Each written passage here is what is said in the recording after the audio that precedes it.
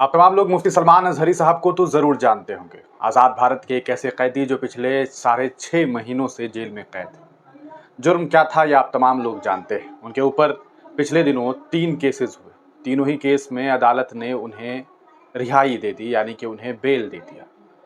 इतना बड़ा मामला नहीं था, तभी तो अदालत ने उन्हें जेल से बाहर कर दिया। कहा कि मामलात चलते रहेंगे, आप कोर्ट और न्यायालय के चक्कर काटेंगे, लेकिन आपको जेल में रहने की ज़रूरत अभी नहीं है। पासपोर्ट उनका जो है रख लिया गया, अगर आप विदेश जाएंगे तो बता करके जाएंगे, ये तमाम शर्त लगा दिए गए। लेकिन इसके बाद जब 3 अलग-अलग जगह से, चाहे वो जूनागढ़ हो, मुडासा हो, कच्छ हो, वहाँ से जब इन्हें बेल मिल गई तो इनके ऊपर कलेक्टर साहब ने पासा यानी कि prevention of anti social activities act का इस्तेमाल किया और इन्हें जेल में डाल दिया गया। मुसलसल 6.5 महीने तक ये मामलात हाई कोर्ट में रहा, लेकिन हाई कोर्ट ने इनकी तमाम अपील को खारिज कर दिया और किसी भी तरह से इनके ऊपर से पासा हटाने से इनकार करते रहे। आज चूंकि स्वतंत्रता दिवस है, यानी कि यौम आज़ादी है। यौम आज़ादी आज़ादी का जश्न का दिन होता है, लेकिन कौन सी आज़ादी? क्या है आज़ादी? किसके लिए आज़ादी? आज देश में बेटियों की इज्जत और अस्मत लूटी जा रही है। बेकसूरों से जेल भरा पड़ा है। कई महीनों साल के बाद लोगों को जेल से ये कह कर के रिहा कर दिया जाता है कि आपको बाइज्जत बरी किया जाता है। कभी ये कह कर के कि आपके खिलाफ कोई सबूत नहीं मिला, तो कभी ये कह कर के कि हमारे पास जो सबूत है वो पर्याप्त नहीं है और इसी बिना पर आपको रिहा किया जाता है। आज चूंकि स्वतंत्रता दिवस है, तो हम आपको मुफ्ती सलमान अजहरी का वो बयान सुनाना चाहेंगे जो उन्होंने देश की यौम आज़ादी को लेकर के अपनी बात कही थी। देखिए इस वीडियो को। हम अपने देश से मोहब्बत ऐसी करते हैं आज भी। आजादी का दिन है ना, आजादी का दिन है। ये लगे हाथों ये बात कह करके गुजरता हूँ। आज भी जा करके देखें, इंडिया गेट पर सबसे ज्यादा शहीदों के नाम जो लिखे गए हैं वो मुसलमानों के। आजादी का परचम सबसे पहले बुलंद करने वाला कोई संगी नहीं था, वो शहीद टीपू सुल्तान था।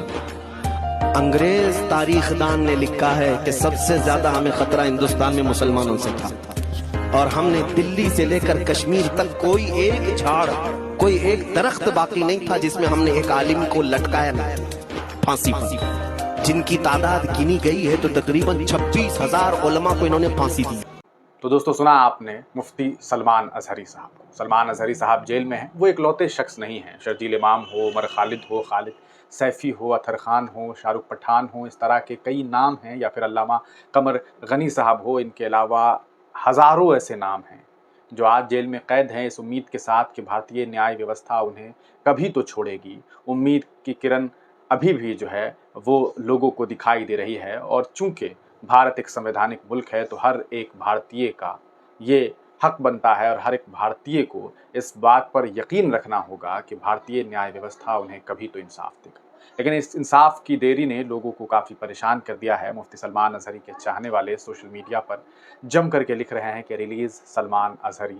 वो कैसी आज़ादी जिस मुल्क में आज़ादी के अलग अलग डिफिनेशन हैं, आज़ादी को लेकर के अलग अलग परिभाषाएं हैं। वहाँ पर एक शख्स को फ़लस्तीन और इसराइल पर एक शेर के पढ़ देने की वजह से जेल में कैद कर दिया गया और एक खूंखार व्यक्ति के तौर पर उन्हें पेश कर दिया गया, और अदालत ने उनके ऊपर लगे हुए चार्जेस को सही माना है। अभी सुप्रीम कोर्ट तक ये पहुंचे नहीं हैं। उम्मीदें अभी भी कायम हैं।